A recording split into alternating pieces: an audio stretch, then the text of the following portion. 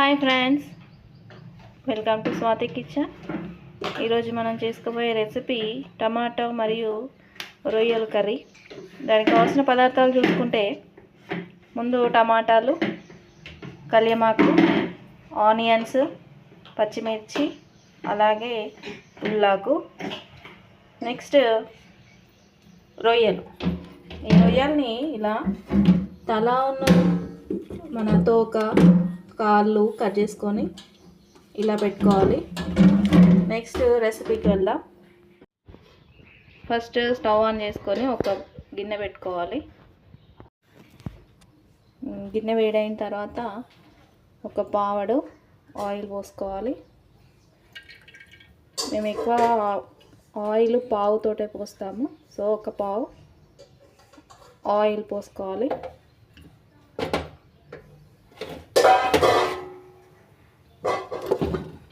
Oil వేడైన తర్వాత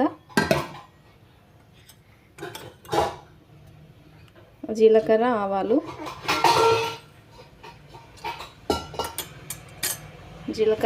వేసుకోవాలి.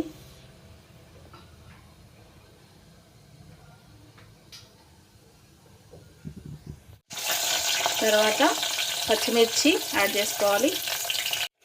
చూడండి, పచ్చిమిర్చి గోలుతున్నాయి. నెక్స్ట్ ఆనియన్స్ యాడ్ చేసుకోవాలి.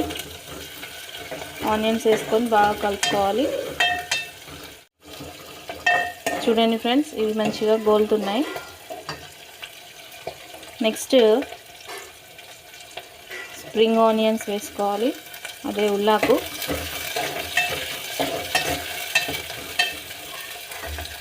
నెక్స్ట్ కరివేపాకు వేస్తున్నా, ఇది కూడా వేసుకొని మంచిగా కలుపుకోవాలి. కరివేపాకు వేగనివ్వాలి మంచిగా.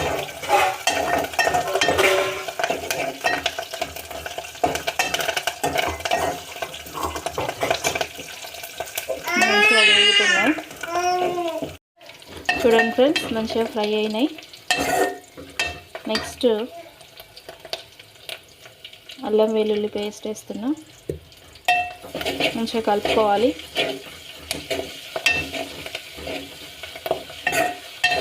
అల్లం వెల్లుల్లి పేస్ట్ వేసి మంచిగా కలుపుకోవాలి.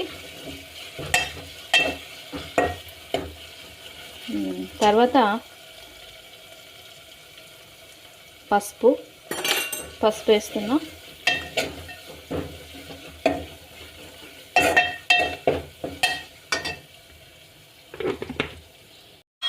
మంచిగా కట్ చేసుకున్న రొయ్యల్ని ఇలా వాటర్లో ఒకసారి కడిగేసి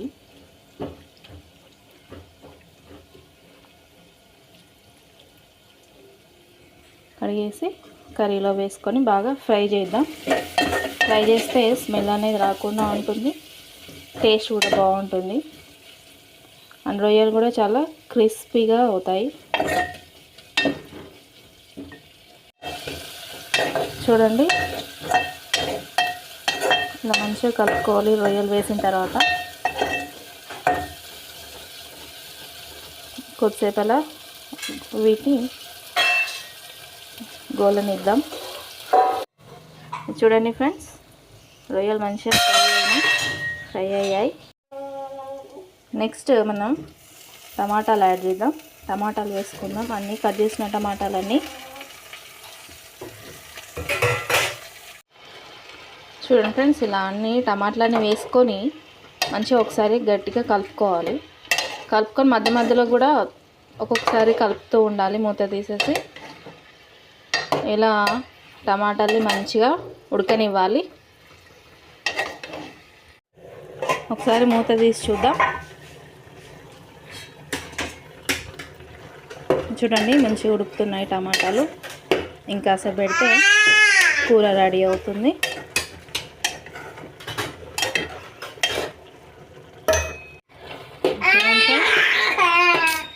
చూడండి ఫ్రెండ్స్, టమాటాలు అయితే ఉడికినాయి. ఇందులో మనం కారము, ఉప్పు యాడ్ చేసుకుందాం. ఇందులో మళ్ళీ ఒక 1.5 స్పూన్ కారం వేస్తున్నాం. ఇది కొంచెం టమాటా కర్రీ కదా, కొంచెం స్పైసీగా ఉంటేనే బాగుంటుంది. ఇంకా ఎక్కువ స్పైసీగా తినే వాళ్ళంటే ఇంకొంచెం ఎక్కువ యాడ్ చేసుకోండి. నెక్స్ట్ చూడండి ఫ్రెండ్స్, కారం గోలిన తర్వాత 2 టేబుల్ స్పూన్స్ సాల్ట్ వేసి 2 టేబుల్ స్పూన్స్ ధనియా పౌడర్ వేసాను. ఒక 2-3 మినిట్స్ మంచిగా మసాలా ఉప్పు కారం అంతా కూరకు పట్టేటట్టు వేసి 2 మినిట్స్ గోలనివ్వాలి. ఫ్రెండ్స్ కర్రీ రెడీ అయింది. లాస్ట్గా కొత్తిమీర వేసుకొని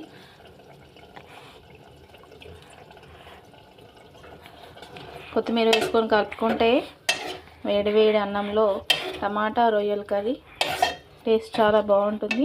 మీరు ట్రై చేసి ఎలా ఉందో కామెంట్ పెట్టండి. Okay, thank you for watching.